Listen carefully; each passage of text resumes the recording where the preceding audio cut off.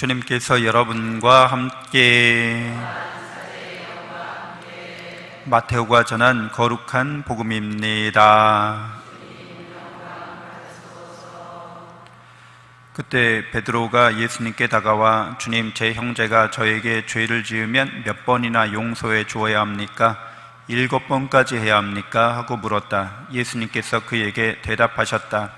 내가 너에게 말한다. 7번이 아니라 77번까지라도 용서해야 한다. 그러므로 하늘나라는 자기 종들과 셈을 하려는 어떤 임금에게 비길 수 있다. 임금이 셈을 시작하자 10,000달란트를 빚진 사람 하나가 끌려왔다. 그런데 그가 빚을 갚을 길이 없었으므로 주인은 그 종에게 자신과 아내와 자식과 그 밖에 가진 것을 다 팔아서 갚으라고 명령하였다. 그러자 그 종이 엎드려 절하며 제발 참아 주십시오. 제가 다 갚겠습니다. 하고 말하였다.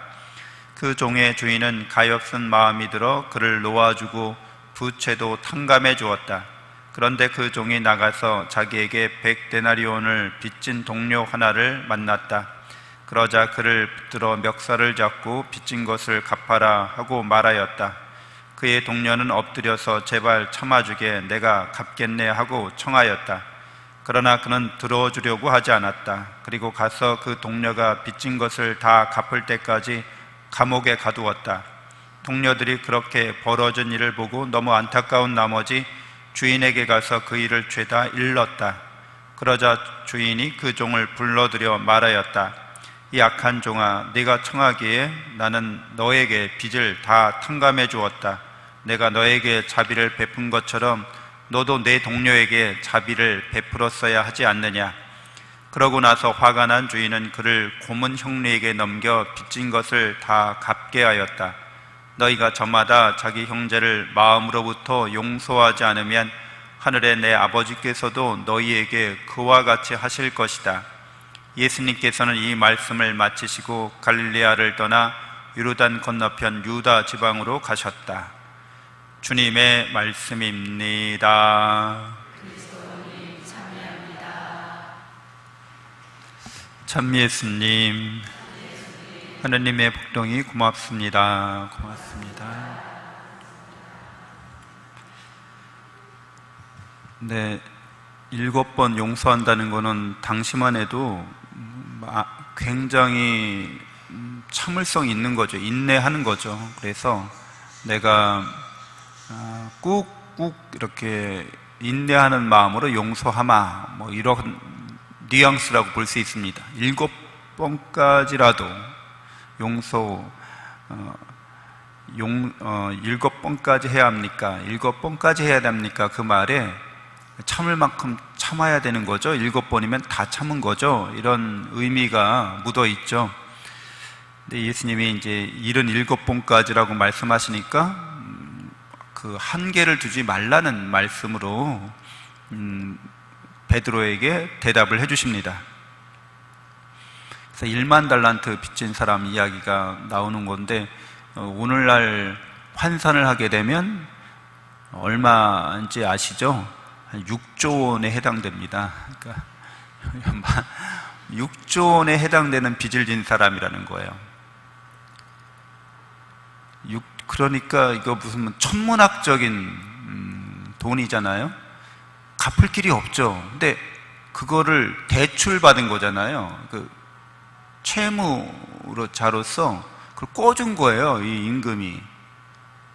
그래서 이 임금이 그 6조 원을 대출을 해줄 때 이 사람 되게 욕심이 많았던 사람 같아요.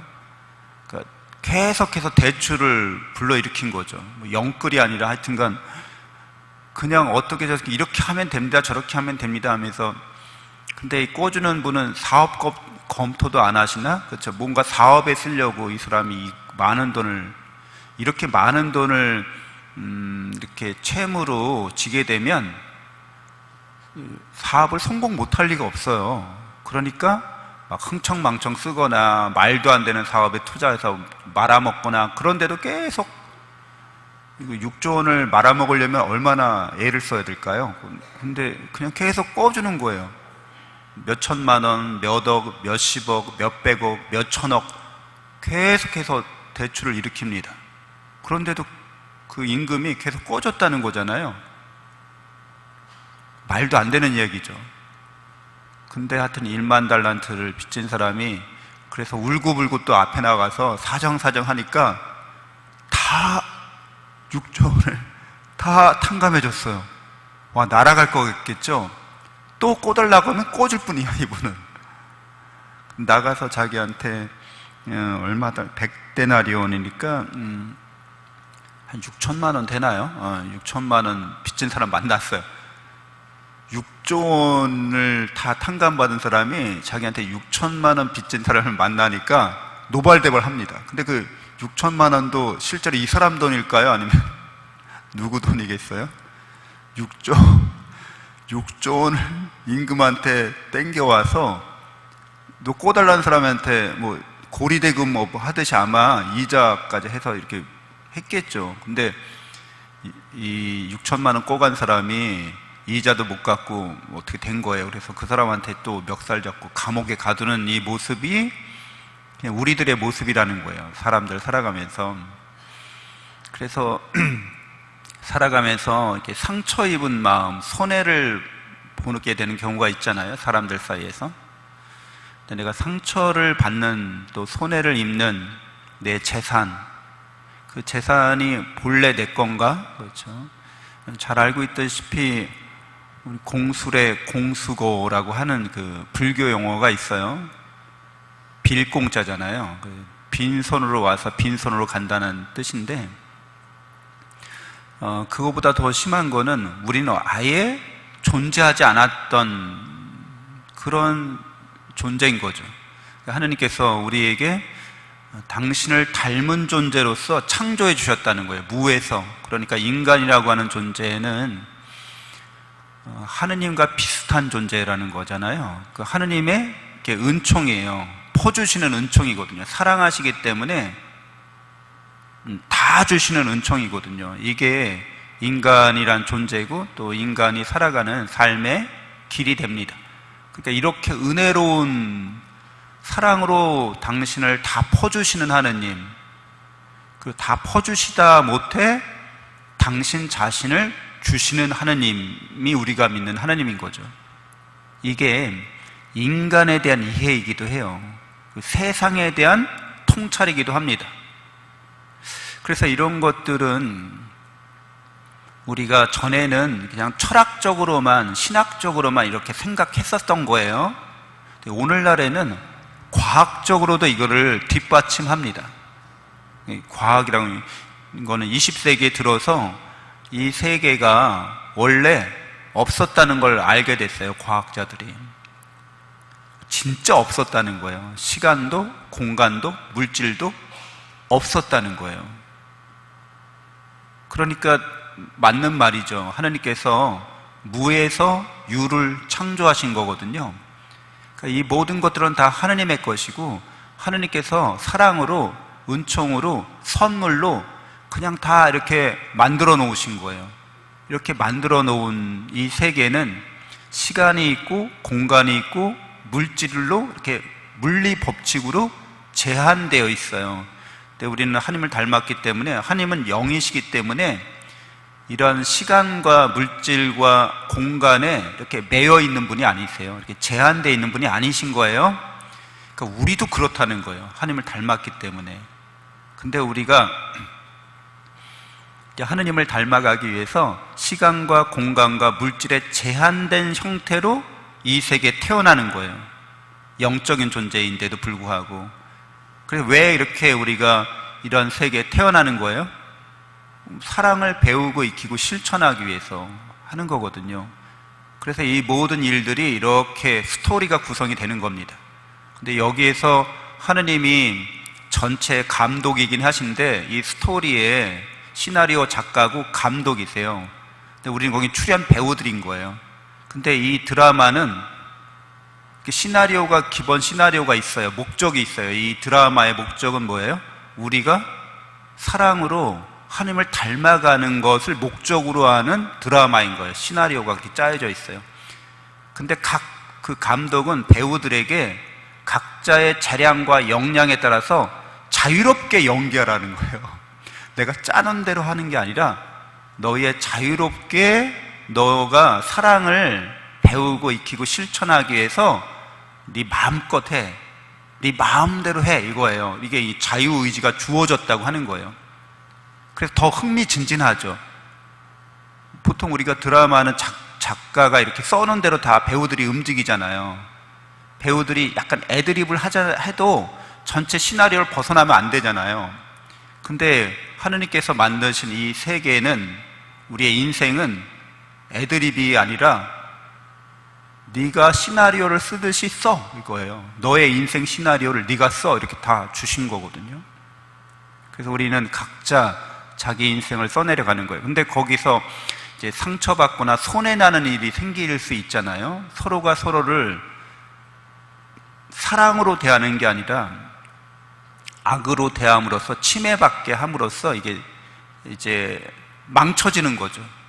그래서 이 망쳐지는 시나리오를 하느님께서 예수 그리스도를 통해서 어떠신 거예요? 그 망친 사람이나 손해본 사람이나 상처입은 사람이나 다 이렇게 탕감해 주시는 거예요. 새롭게 출발하라고. 이 지금 우리가 겪고 있는 이 세계에서 겪고 있는 일들은 영원한 일들이 아니기 때문에 내가 끊임없이 기회를 주고 자비를 베풀어서 너희로 하여금 마침내 내가 원하는 목적에 이르도록, 영원한 생명과 행복에 이르도록 계속 내가 은총을 베풀 테니까 걱정하지 말고 후회하지 말고 너희가 나의 사랑과 은총을 깨닫고 그것을 통해서 계속해서 이 세계에서 잘 살아가기를 원하시는 거죠. 오늘 제1독서에 보면 그 여호수아가 이제 약속의 땅에 들어가는 요르단강을 건너는데 어떤 기적이 일어나요? 마른 발로 그 강을 건너잖아요. 이거는 뭐를 우리에게 연상시키고 있어요? 이집트에서 이스라엘 백성이 홍해 바다를 가르고 나온 거를 연상시키고 있는 거잖아요. 여기는 사제들이 말씀의 계약궤를 메고서 백성들이 건너가고 있어요. 일종의 전례인 거예요. 전례. 우리가 구원받은 거를 회상하고 기억하도록 만들어주는 전례적 행위인 거예요. 그래서 이 전례적 행위를 통해서 하나님이 우리를 얼마나 사랑하시는지, 우리를 죄악과 죽음으로부터 구원하고 해방시켜 주신 것을 다시 체험토록 해주시는 거죠. 그래서 여러분, 미사도 마찬가지인 거예요. 예수님이 우리 죄를 대신해서 우리의 빚을 다 탕감해 주신 거거든요. 십자가에서 피를 흘려서. 그러니까 누구도 그 죄로부터 종이 아니라는 거예요. 죄의 노예가 아니라는 거예요. 다 해방된 사람들이라는 거예요. 미사는 그것을 또 계속 재현시키고 있는 겁니다. 그 사랑과 은총이 계속 이어지고 있다는 거예요. 그러니까 우리는 서로 용서하고 서로 사랑해야 되는데, 로마서 8장 13절, 서로 빚을 지지 마십시오. 그러나 사랑은 예외입니다. 남을 사랑하는 것은 율법을 완성하는 것입니다. 이렇게 되어 있어요. 하나님의 뜻은, 하나님의 말씀은 우리가 서로 사랑하라는 거죠. 상처받고 손해 입었다고 여기는 것은 그 영원한 것도 아니고요. 여러분이 상처받고 손해받았다고 여기는 것은 영적인 존재로서는 하위 물질적인 차원에서 일어나는 일, 심리적인 차원에서 일어나는 일들인 거예요. 그래서 실제로는 여러분은 하나님을 닮은 존재고 영적인 존재여서 누구도 여러분에게 상처를 끼칠 수도 없고 손해를 끼칠 수도 없는 존재라는 거죠. 근데 우리가 경험은 해요. 상처나 손해를. 어디에서 경험하는 거예요? 시간 속에서, 이런 공간 속에서, 물질을 갖고 있는 차원에서 우리의 마음이 그런 걸 경험할 뿐이라는 거죠. 하나님께서 베푸시는 사랑과 은총을 예수 그리스도의 미사를 통해서, 그분의 성체 성사를 통해서 우리가 하나님의 사랑을 깨닫고 믿게 되면 우리는 결코 이렇게 죄의 노예가 되거나 상처 입은 영혼이 되거나 아니면 손해를 복구할 수 없는 손해를 계속 갖고 있는 그런 가난한 사람이 되지 않는다는 것을 알아야겠습니다. 잠시 묵상하겠습니다.